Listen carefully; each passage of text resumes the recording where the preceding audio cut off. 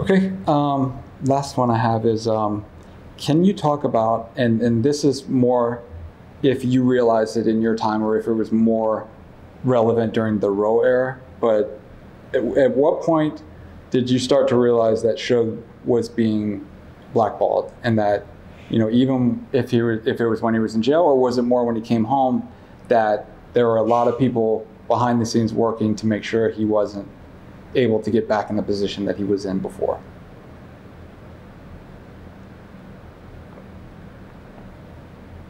Yeah. Wasn't so much Suge being blackballed. It was the East Coast, West Coast. East Coast was controlled by BET, MTV. The box was pretty much done and gone. A lot of y'all don't know about the box, but they'll tell y'all in the comment section about the box. But it had fizzled out. The magazines was the Source, the Vibe. The West Coast had Murder Dog, Double XL, of course the Rolling Stones and all of them. That all was based on the East Coast. The PDs, the West Coast PDs they were playing a lot of the South music more, but they didn't play a lot of the West Coast artists. Y'all tell me, Too Turk. Think of that song. That song was big. Y'all didn't hear it on the East Coast. How many of y'all could tell me that y'all ever heard a song done by not High C, God forbid, not High C, Sugar Free? How many of y'all could tell me y'all knew who Sugar Free was? That's not on the West Coast. A lot of y'all from Atlanta and the South, all y'all gonna tell me, yeah, because the South always supported West Coast music, radio stations and West Coast. But East Coast didn't. So my point was, East Coast radio PDs and Angie Martinez, Punk Flex, all of them. Wendy Williams, Charlamagne, all of them. Smiley, maybe not Ricky Smiley, he probably was cool, I don't know, because he was more of a South radio guy. But they were hating on Death Row and West Coast music. Not just Death Row, anybody. DJ Quick, anybody from the West Coast. And so that's what really happened to why we fell off, where the fear of Suge Knight come knocking on their door would make them go ahead and play it. Or just throwing it out there. Suge gonna come up here if y'all don't do it. So the Stephen Hill and all of them would go ahead and support it and throw the bone. But when you know Suge is gone and dead, or not dead, but in jail, might as well be dead in some people's mind, you ain't gotta worry about that. You thought you didn't. So that's why y'all be like, damn, Reggie, you was a confused cat. All these stories we hear about you. Like I said, you can't believe all the stories you hear. But some do have a little credence to it. I have knocked on some people's doors, I have been over to different record companies and told radio programmers, if you didn't play this and do this, this was gonna happen to you. I had executives followed home, be like, hey, we can't get our checks from Death Row. Death Row said they ain't got our money because y'all won't cut them their check. We don't want no problems, but we just want you to, that's one thing a white executive don't want you to do is know where they live. Jimmy Iovine paid me $500,000 to hold up putting his house, his address on that red box, y'all call it, the Death Row Uncut. He said, fuck Dre and Snoop, you can leave theirs in there, but Reggie, take mine out. Here's $500,000. This is what you think you're going to lose that week. Redo it. This is what it costs to redo it. Okay. Come on, don't put my house out there. That's their biggest fear. And so I'm saying that to say not to boost or try to sound tough and all that, because I was 28, 30 years old. Stupid, young, didn't know no better. Young, dumb, and full of calm back then. Now I would probably, not do that. Nah, that ain't true. But I know better. Back then, I ain't know better. Didn't know. I was like, yeah, this is how you do it. But that's why we come off as haters. That's why we told the source, yeah, how y'all gonna think y'all gonna come out here and do a show and ain't not one person from the West Coast nominated for an award or presenting an award. But y'all wanna come out here because it's hot and got this sun and y'all gonna present it. Present awards here, but y'all don't want nobody from the West Coast up here on the stage. Y'all just got dudes from the South and the East Coast.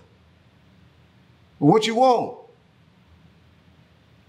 I want punk ass Das and Corrupt to present an award. Okay. But stuff like that did happen. But that's why, because we feel like we was getting disrespected by the magazines, the people that ran the videos, and the radio. And so all the events where y'all hear like, damn, y'all was some big old haters back then. No, it wasn't that we were trying to hate or be haters. We were just trying to get, in our words, our respect. And so my teaching came from Suge Knight. That's what Suge knew. So that's how he felt he had to handle stuff. Go to the source, take some homies up there and be disruptive. And they get your attention. Or they're going to take it and move it to Miami, which they did eventually. They took the Source Awards and started doing it in Miami.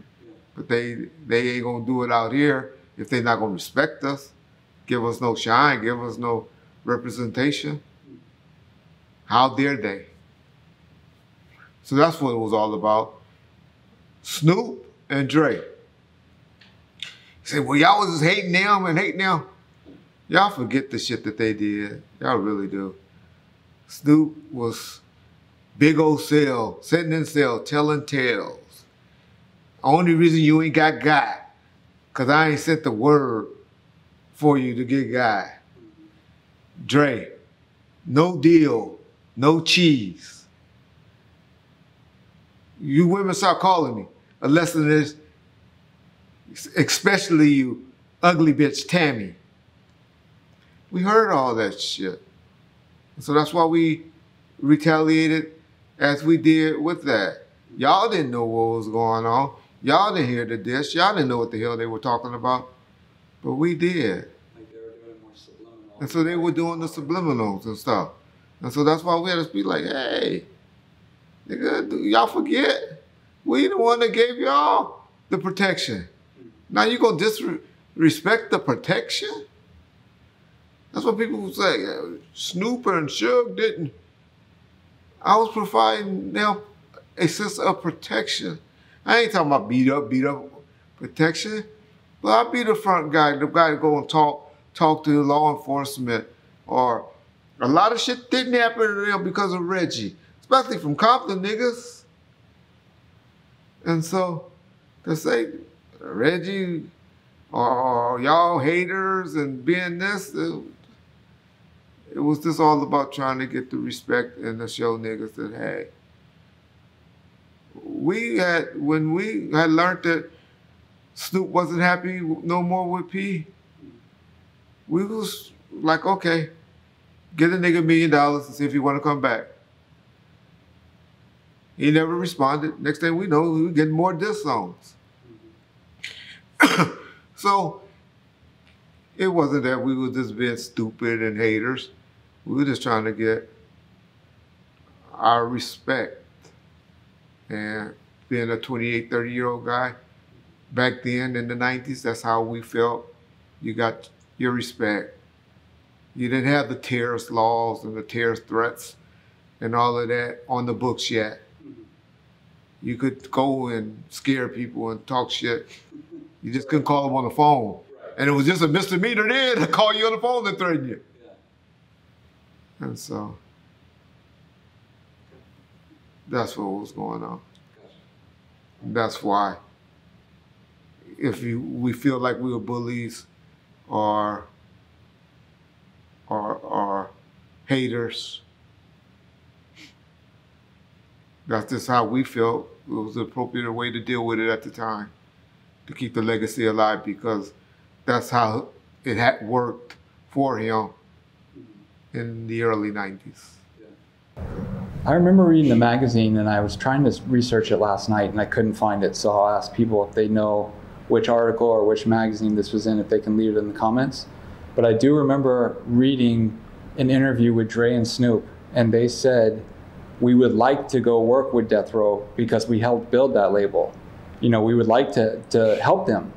And I always thought to myself, Suge should just do it, to use them, to get back to where they want to be. And we would have. Yeah.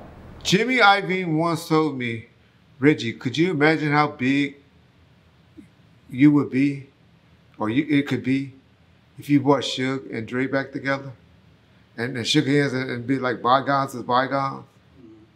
I said, could you imagine how big that would be? He said, you're about the only person that could do that. And unfortunately, Suge had a woman in his ear. And when you got a female in your ear, said, no, bad decision. Because of whatever reason she had. So do you feel like she told me, she said, Reggie, you can't make him feel like I can make you feel. And she was right. Because they did have family visits. They had conjugal visits.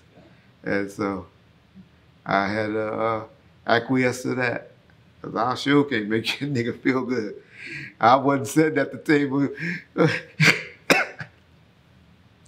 I remember we used to walk in the visitor room and that nigga had the stare face on there. Yeah, and the chick sat next to him over there. Some days, boy.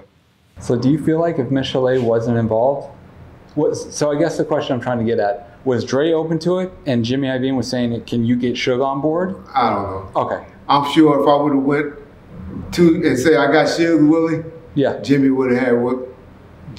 Jimmy to this day can get Dre to do, which shit.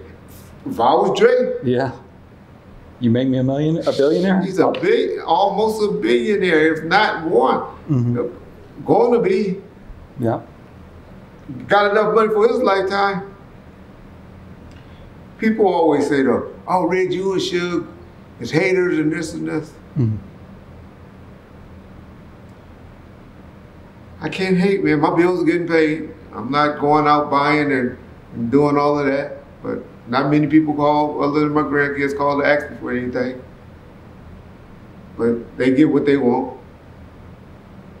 But I got a relationship with all three of my kids. Snoop and Dre can't say that.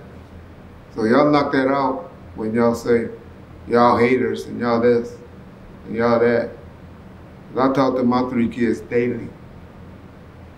And that's all that should be more important. And when y'all get older, y'all understand that relationship with your kids and your parents, if you still fortunate enough for them to be alive and have somebody in your corner that love you, it's more important than wealth, y'all. Y'all learn anything from Reggie Wright. Learn that. So all of that, y'all jealous because of this. No, I'm jealous if my kids ain't talking to me and you have a relationship with your kids. But Snoop got 3 kids that I know that he don't communicate with. Dre, y'all know that. Anyway, he got kids that he don't communicate with. Okay. So I'm a happy man. Y'all start with that Reggie hate. on Dre and Snoop. Because I don't envy men that don't have a relationship with their kids.